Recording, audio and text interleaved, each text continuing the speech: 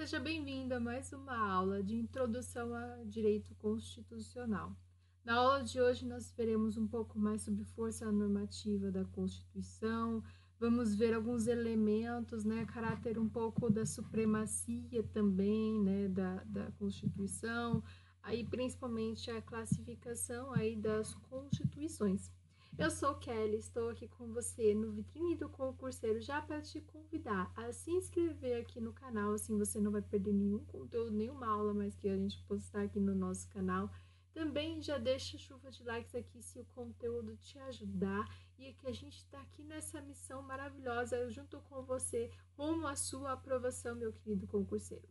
Bom, eu vou pegar aqui, já abri o nosso mapa, que a gente tem como guia nossos estudos. Essa aula, ela parece um pouco mais extensa e eu quero, inclusive, ter aqui o intuito de falar para vocês que direito constitucional, ele tem um grande desafio, assim como o administrativo. São matérias extensas que a gente precisa ter um pouco mais de atenção, claro, e também temos que tomar atenção, também com as questões de força normativa aqui da Constituição, que é o quê, A gente vê que é basicamente guiada aí pelo Hess, como a gente viu na primeira aula, onde a gente tem a Constituição, ela é uma norma jurídica, tem uma força normativa. É igual o pensamento aqui, igual a gente teve com Lascelles, que não é apenas uma folha de papel qualquer, É um fato social que a gente está vendo aqui na prática, simplesmente falando. Então, nós temos uma importância aqui de ser observada, que é a realidade, a gente busca uma realidade aqui, histórica até socialmente falando, do tempo, de uma forma que ele é editado com base nesse tempo, inclusive, que se vive. Ele não é a única forma aqui condicionante que a gente tem. Se a gente tiver um caso, por exemplo, de conflito entre um fato social e a Constituição, a gente vai fazer uma preponderação aqui para ver. Porque o que não pode acontecer? Uma separação, uma confusão entre uma Constituição que é real daquela que é jurídica, tá? Então, a gente tem aqui um condicionamento aqui mútuo para que a gente consiga equilibrar, tá? Na nossa norma constitucional, a gente vai ver que ela é como? Ela não é autônoma da realidade, a gente está falando aqui real. A essência dela, basicamente, é a vigência, ou seja, a concretização da realidade. Ela não vai confundir as condições da sua realização, e condições aqui a gente vai dar também o princípio aqui da eficácia, que é aquele elemento mais autônomo dela existir. Então, ela deve ser o quê? Mais que uma simples condição fática, é a realidade, Então, essas normas constitucionais, elas buscam uma pretensão de eficácia como? No quesito da ordem, da conformação e principalmente da realidade política e social que estamos vivendo. Então, quando eu paro para analisar, por exemplo, o seu conteúdo, o conteúdo da Constituição, a gente vê o que é a natureza do seu tempo, Como eu disse, é importante a gente olhar o que está acontecendo agora, mais uma forma de segurar que ela será uma força realmente normativa. A gente vai ver alguns elementos que são fundamentais, que na verdade já estamos vendo desde a primeira aula, que é a questão de pegar o que é social, o que é político, o que é econômico, e acabar incorporando aquele estado, espírito, desse tempo que a gente está constituindo ela. Então, a gente tem uma questão aqui de apoio, uma defesa principalmente da população. A força normativa aqui da Constituição que a gente fala, dentro do nosso universo do direito constitucional aqui, ela tenta se concretizar como se fosse a missão, a força aqui normativa dentro do direito constitucional é a missão, que é enviado, esforços, para que a gente evite aí questões constitucionais, para que a gente converta, principalmente em questões aí de poder, ok? Vamos falar um pouco sobre os princípios fundamentais, que eles são nada mais nada menos que fixam os princípios diretrizes, diretores, já vê uma unidade política, mais as tarefas que são competidas ao Estado, estatais, os procedimentos, que vão serem tomados para que possa, ter solução aqui aos conflitos, principalmente, já é uma organização, mais uma formação aqui de uma unidade política para a formação das bases, principalmente princípios aqui da ordem jurídica, que a gente está chamando aqui de global. A Constituição ela tem um caráter mais dúctil, ou seja, ela é mais maleável, né? Ela consegue mostrar que às vezes tem a perda do centro do ordenador do Estado, né? Que vai refletir o que? O pluralismo, né? Social, aquele político e econômico. A tarefa básica, basicamente, dessa Constituição que é mais maleável é dar condições de vida em comum. E não vai lhe pertencer que ela se realize aí diretamente, né? Dentro de um projeto específico. Então, essa Constituição que é dúctil, ela tem uma plataforma de partida para realizar ações aí políticas. E ainda falando mais a fundo dela, para que a gente não tenha casos da sociedade, por exemplo, que não seja complexo, não seja pluralista, não democrático. A gente vai criar essas condições para essa vida em comum que seja principalmente democrática. Olhar aqui para a concepção estrutural da Constituição, a gente vai observar que ela possui uma forma, né? Ela tem normas que podem ser escritas ou até mesmo costumeiras. Ela tem um conteúdo, né, que vai editar a conduta humana aqui, principalmente das relações, sejam elas sociais, econômicas, políticas e até mesmo religiosas, e vai ter um fim. O fim que é realizar valores. Qual que é o valor principal? O existir aqui da comunidade. Então, a gente tem uma causa aqui recriadora ao mesmo tempo também, onde eu tenho o poder que emana de quem? Do povo. Então, a gente tem a estrutura, né, que ela nada mais, nada menos é uma base para que a gente possa ter uma compreensão e, além disso, uma interpretação, uma conexão de sentido dos seus conjuntos de valores a serem seguidos aqui, tá? Lassalle, né, Smith e Kelsen, eles pecam em alguns momentos, assim, pela unilateralidade, né, em alguns casos. Eles têm uma tentativa de formular o conceito unitário aqui nesse momento, né, para não ter mais essa questão da unilateralidade, e vai vir normas como a totalidade da vida coletiva. Como assim? É a Constituição total que está chegando. E qual que é o objeto para a gente pensar aqui do direito constitucional? A Constituição. Olha, que a lei fundamental, né, aquela suprema, né, o Estado vira supremo aqui, né, suprema aqui do Estado. É criada com a vontade soberana do povo, importante, do povo, que vai organizar ali o sistema todo político, jurídico do Estado, principalmente. Ele vai formar órgãos aí que vão ter o objetivo de integrar, dar competências, formas de aquisição e principalmente de exercício aqui do poder. Essa forma, ela vai estabelecer ao mesmo tempo limitações do poder do Estado, assim como também oferecer diretrizes aí, direitos, garantias fundamentais. Do ponto de vista aqui material, ou seja, aquele do conteúdo mesmo, a gente tem as normas que vai ter a organização do poder, vai distribuir competências, vai mostrar o exercício da autoridade, a forma do governo, os direitos da pessoa humana principalmente. Esse conteúdo a gente olha para uma estrutura mais básica dele, onde a gente tem uma composição e até mesmo vê o funcionamento do que é da ordem política. A gente vai ver o que é mais importante e o que é mais merecedor. Para vermos, inclusive, também sobre as normas enxertadas, que não referem elementos básicos, né, institucionais, mas uma aparência aí constitucional do nosso fazer. Nós temos aquela Constituição que a gente até nomeia ela de ideal, olha que linda, porque ela tem um caráter liberal aqui no caso, ela possui alguns elementos aqui que a gente olha, ela é escrita, ela tem aquele sistema de direitos fundamentais individuais, ela traz o princípio da separação, né, dos poderes, ela traz o sistema democrático aqui que é formal. Esses elementos, eles vão funcionar como uma limitação do poder, né, coercitivo do Estado, onde eu tenho aquela Constituição que a gente está chamando aqui de ideal, para uma sociedade, que ela vai fazer o que com essa sociedade? Não assegurada da garantia do direito, né, a gente vai separar os poderes. Se não há essa garantia de direitos assegurada, e se não há separação de poderes, a gente pode falar que é uma sociedade que não tem Constituição, tá bom? Logicamente. A doutrina vai nos mostrar o conceito aqui de Constituição. ele vai falar que existem hoje em dia diversas concepções, porque é ramo do direito. Então, não é estudado isoladamente. A gente tem que olhar outras ciências, como sociologia, política, entre muitas outras, tá bom? Vamos agora partir para um assunto que a gente quer e precisa muito, que são as estruturas das constituições.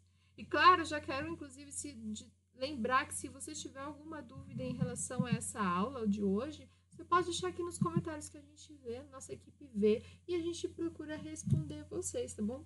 Fica aberto aí o espaço de troca, né, aqui basicamente que temos. Deixa chuva de like se o vídeo também está ajudando muito você aqui com a sua compreensão.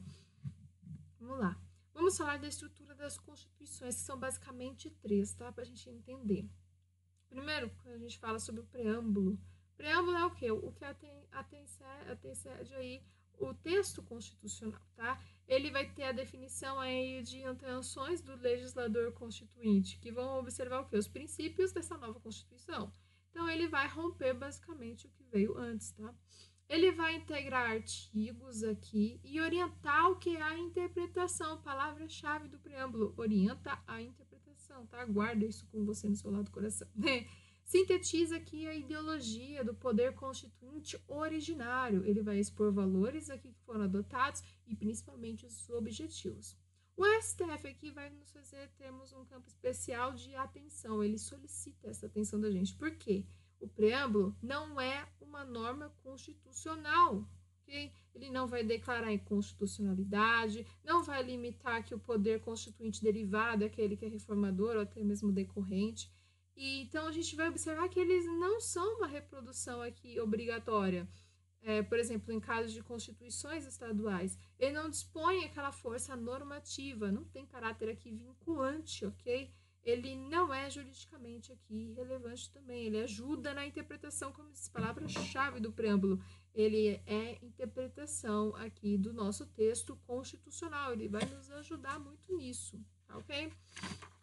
Então, vamos olhar aqui para a segunda parte, que é mais dogmática, onde a gente tem o texto constitucional, propriamente dito, né? Ele vai mostrar quais são os direitos, quais são os deveres criados pelo poder constituinte, né? Ele vai ter um corpo que a gente chama de corpo permanente. Por exemplo, no caso da Carta Magna, a gente também pode observar na nossa Constituição Federal, essa de 88, do primeiro até o do 20º, 250 aí que a gente tem.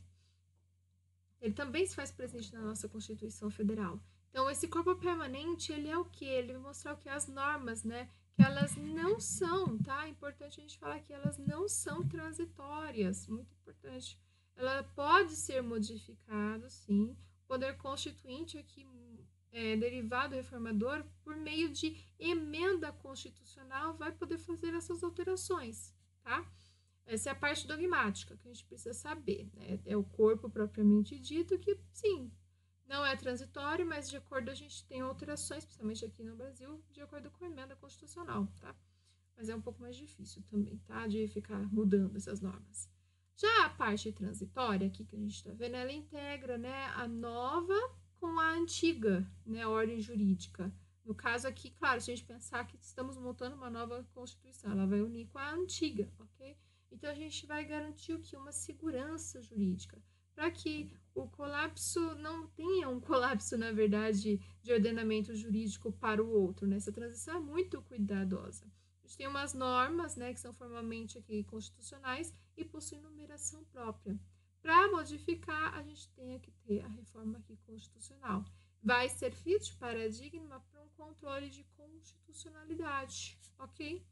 Momento Jabá Time para você que ama papelaria fofa, precisa renovar aí seu estoque, canetas, papéis, estojo, cadernos personalizados, você encontra com a gente. Na descrição do vídeo você vai ter um link que você terá acesso a materiais que nós temos aqui e muitos outros tipos também para você poder escolher e acessar. Claro, estudante aqui conosco tem a opção de ter cupom de frete grátis. Corre e não perca mais essa chance. Basicamente, essa é a estrutura das constituições, preâmbulo, parte dogmática e parte transitória.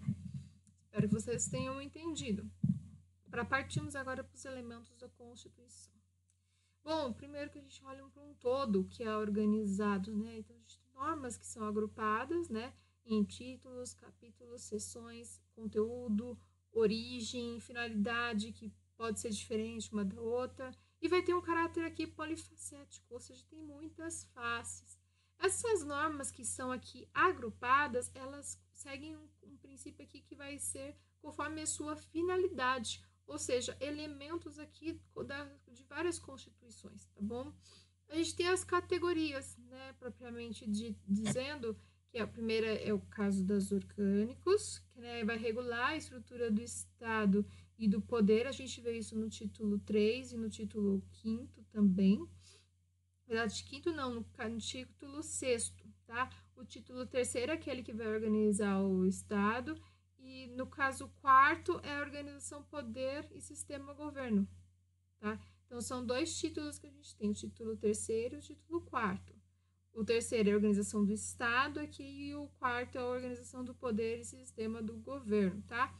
Nós temos uma outra categoria, né, de elementos que são os limitativos. Limitativos para quem, né? Para o poder estatal. Então, eles vão compor aí direitos e garantias, e aqui nesse caso a gente tem que tomar cuidado, porque quando a gente fala deles, não entra aqui os direitos sociais, tá? Então, a gente tem o título 2, mas não entra o capítulo 2, tá bom?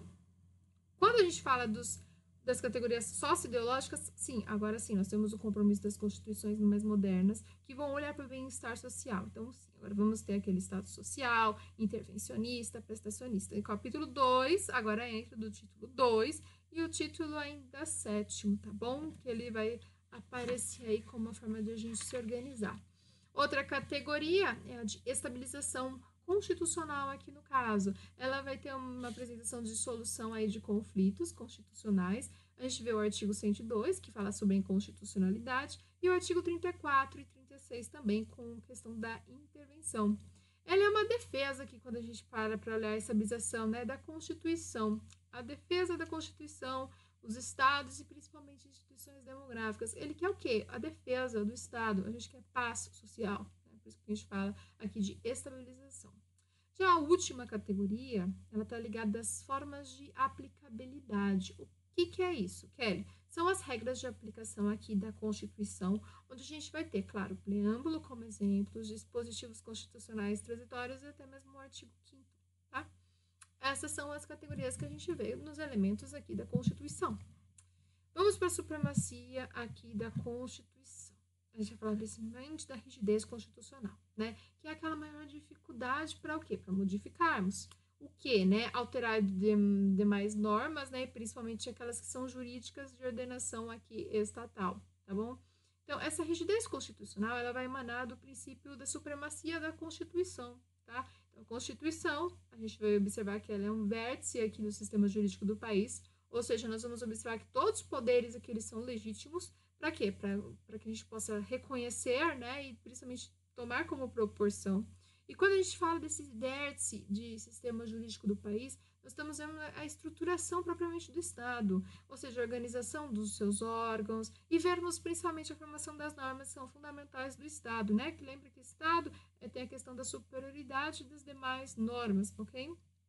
Atenção, Constituição Federal de 88, ela é rígida, ok? Informação, ela é lei fundamental suprema, tá? Só ela tem poderes de competências aí sobre os seus governantes. Se a gente parar para analisar governo federal, governo estadual, municípios e Distrito Federal, não são soberanos, guarda essa informação, porque eles são limitados expressamente ou até implicitamente pelas normas positivas aqui, lei fundamental. Então, observe, muita atenção. Todas as normas, elas vão buscar o quê? Integrar uma ordenação aqui jurídica nacional. Elas são válidas se estiverem em conformidade com a Constituição Federal. Isso aqui é o princípio básico, tá? Então, a Constituição Federal guia todas as demais normas que vão existir, ok? Essa é a forma da Constituição. Quando a gente para analisar agora mais profundo, né, a classificação das constituições, a gente vai se deparar com algumas formas de classificar, né? Tipos de classificação, vamos falar assim. Então, a gente vê que temos em relação à sua origem, que ela é subdividida ainda em outorgada. Guarda aqui, vamos guardar esses termos de uma forma bem lógica para a gente poder entender, tá? Outorgada é quando a gente não tem aquela participação popular, sabe? Quando é imposta, quando é ditatorial, até mesmo autocrática, é o que a gente chama de outorgada aqui, tá? A gente tem um exemplo, a Constituição brasileira lá de 67, né? Plena ditadura, foi um exemplo. Tiveram antes outras, como a de 1937, ou até lá em 1824 também a gente pode citar elas aqui como exemplo, tá bom? Um outro tipo aqui de origem são as democráticas, né? Ela leva em consideração a participação popular, aquele processo que é muito mais democrático, por isso que são chamadas também de populares, promulgadas ou até mesmo votadas. A gente tem aqui a presença de uma Assembleia Nacional Constituinte. Nós temos a Constituição de 88 aqui como exemplo de Constituição, né? Mas tivemos antes 1946 e até mesmo 1934. Cesaristas, olha só, elas são outorgadas, tá? Então, elas têm um caráter aqui mais de imposição. Mas observe, elas têm uma necessidade aqui de um referendo popular. Por isso que ela é até chamada de bonapartistas, tá? A gente tem um texto aí sem qualquer participação popular, e a participação popular só acontece para, ratifiquei, pronto, acabou, tá? Então, ela tem uma aparência que parece ser um pouco democrática, mas não é, tá? Ela é outorgada, só tem aí a ratificação da população. E, por fim, aqui, as dualistas, que também pode ser chamadas de pactuadas. O que é, né? Ela resulta de duas forças antagônicas quando a gente olha para o momento histórico, né? A gente tinha uma monarquia enfraquecida, né? E uma burguesia que está em ascensão. O que acontece, né? Essa origem aqui dualista, ela entra como uma forma de limitar aquele poder monárquico, sabe? A gente tem, a partir daí, monarquias constitucionais. Então, monarquia não pode fazer o que quer, né? Tem que tomar cuidado aqui, tá? Enquanto essas origens, tá? Em relação à forma, elas podem ser escritas. Gostaria de chamar a atenção aqui para esse momento. Então, foca aqui comigo. As escritas, elas são normalmente também chamadas de instrumentais, tá? Ela é elaborada por órgão constituinte, ele vai sistematizar documentos solenes, ok? E vai fixar uma organização aqui fundamental. Importante, tem duas formas de você ver isso, quando elas são codificadas ou legais. Codificadas é quando tem um único texto. Todas as normas, por exemplo, nós temos a Constituição Federal de 88, ela é codificada. Agora, quando paramos para ver, no caso de legais, é porque vai ter diversos documentos solenes. E vai ser variado, tá? Então, essa é basicamente a diferença de codificado para o legal. Importante que teve aquela sistematização do documento solene, tem a fixação da organização que é fundamental, só que uma é um único texto e a outra são vários textos, vários documentos para poder fazer, tá bom? Quando a gente fala de não escrita, inclusive, a gente tem que observar, porque a gente pensa que é costumeiro, né? Não precisa nem ter escrito. Na verdade, não. Elas não são formalizadas apenas, né? Por exemplo, nós temos casos de não escritas com leis e constituição, então ela pode estar assim. Então, são variadas fontes normativas aqui quando a gente fala de não escritas, ou seja, não há documento solene e codificado, ok? Mas podem sim ter leis, costumes, a gente vê jurisprudência, a questão de acordos, convenções. Não vai ter um órgão aqui encarregado para elaborar essa Constituição, né? Importante também para fique claro aqui, né, a diferença das escritas para as não escritas. Nós vamos ter vários centros aqui de produção de normas. Um exemplo de Constituição é a inglesa, que ela é mais... A gente vê que a questão dos costumes, eles prevalecem aqui de uma forma bem interessante. Temos também em relação ao modo de elaboração. Pode ser dogmáticas, ou seja, a elaboração delas é de um determinado momento, tá? Ou quando é histórico, surge aí um processo bem lento, né? Via principalmente as tradições que acontecem dentro dessa sociedade e vão resultar nos valores históricos já consolidados dessa sociedade, tá? Então, as dogmáticas é de um determinado momento e a histórica vai se construindo ao longo de costumes ao longo de toda a geração, passa de geração para geração, inclusive também. Tá? É uma forma de elaboração. A estabilidade pode ser imutável, né? Quando não pode ser modificada, por isso que é imutável. Pode ser rígido, que modifica por um procedimento aí bem mais dificultoso, que é diferente das alterações da lei, tá? São sempre aqui escritas as rígidas, tá? Estabilidade rígida. E a semirrígida, a gente tem um processo legislativo, onde tem alteração, muito mais dificultosa também, que ordinário, né, para algumas normas, ok? O conteúdo que a gente pode observar das constituições podem ser materiais ou formais, né, na verdade. Materiais é quando as normas regulam, né, os aspectos essenciais da vida estatal, ainda que for, né, fora do texto aí constitucional escrito. Já as formais são as normas inseridas no texto mesmo da Constituição rígida, que vai independer aqui do conteúdo, ok? Uma é aspectos essenciais da vida, mesmo que fora, né? E outra que é formal, que está dentro do texto, né? Por isso que uma é fora e outra dentro, né? E do texto jurídico independente aí do seu conteúdo, ok? Uma está fora e outra está dentro do texto. Nós temos aqui quanto à extensão, que pode ser analítica ou sintética. Analítica é o conteúdo, ele é extenso, né? Pensa num livro, uma bíblia, né? Pra gente falar. E tem normas apenas e formalmente constitucionais. Já as sintéticas têm um caráter mais restrito, né? Eles têm elementos aí materialmente aí constitucionais, tá? Por isso que uma mais analítica aprofunda muito mais, né? Nas normas formalmente aqui, e outro é mais restrito. Correspondência quanto à realidade. Vamos ver, são 3 tipos. Elas podem ser normativas. O que é isso? Elas vão se limitar o poder e a correspondência aqui à realidade. Normativa, realidade. Nominativas, ela não consegue regular um processo político, mesmo que sendo aí o objetivo, porque elas não correspondem aqui a uma realidade social, tá? Por isso que é nominativas. Não estão mais ligadas assim com a realidade social. E semânticas, porque não tem por objetivo aqui regular a política estatal. Ele apenas quer formalizar a situação dessa época que está sendo vivido, tá? Então, correspondência à realidade, que a gente vê, né? Correspondência total à realidade normativa. Nominativas não vai corresponder à realidade social e a outro tempo não importa.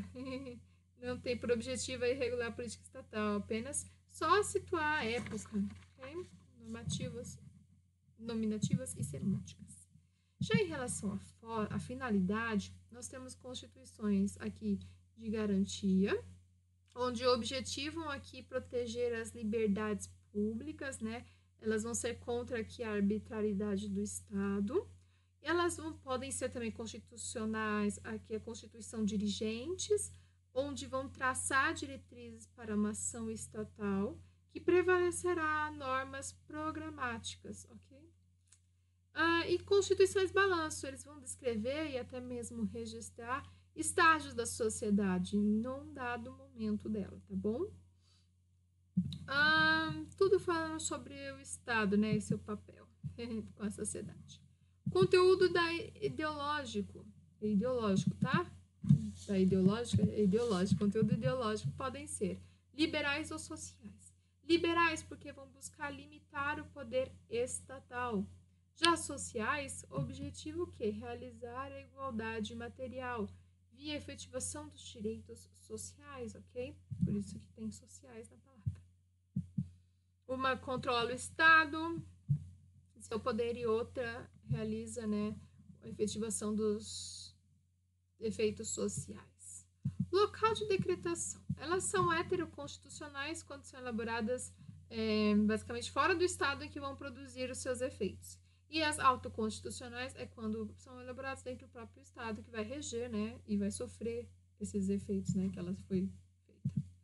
Faz muito mais sentido ser heteroconstitucional, tanto que a nossa aqui foi feita aqui no próprio Brasil para ser aplicada aqui no Brasil. Sistema pode ser principiológicos, né, que vão buscar predominar todos os princípios, ou preceituais, que vão prevalecer aqui as regras. Uma é regras e outros são princípios, tá? A gente vai observar isso amplamente aqui no nosso estudo ao longo do tempo, ok? Bom, essa aula foi basicamente assim, com esses tópicos aqui para a gente estudar. A gente vai se encontrar num próximo momento com exercícios. A gente vai mostrar a próxima aula, a aplicabilidade, e já avançar, inclusive, no tema para a gente realmente sair dessa introdução e começar o nosso estudo mais profundo também, né, aprofundado, para nosso direito constitucional. Quero ver a chuva aqui de likes. Nos vemos no próximo vídeo. Tchau, tchau!